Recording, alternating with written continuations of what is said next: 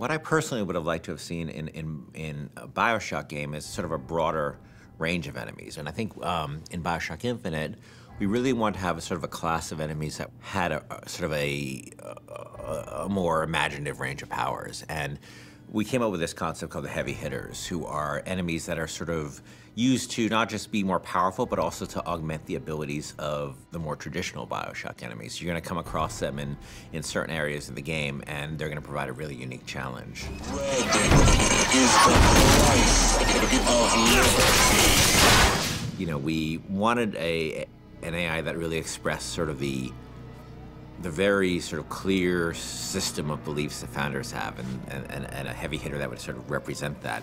And the Motorized Patriot is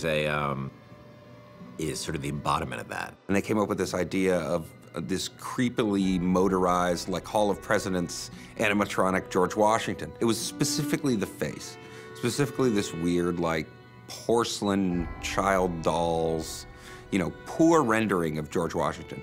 That kind of clinched it. Everybody saw it and said, okay, we can roll with that. It's one of those rare moments where you kind of all come together and you realize, okay, this is going to work. We're all on the same page here. Let's just move forward with what we got. I can use a turret! On it! Booker, the gear!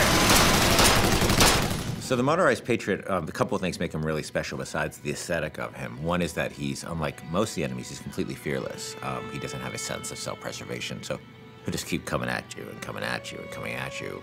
You know, despite the fact that you face many different kinds of enemies in this game, you clearly can't reason with this one. He's just gonna keep coming forever, you know? He is sort of a clockwork Terminator. The other cool thing about him, he's got this Gatling gun called a pepper mill. But once you destroy the Patriot, Booker can actually go pick up the pepper mill and actually use it as a heavy weapon. And that's the only place he can get it, was from a destroyed Motorized Patriot.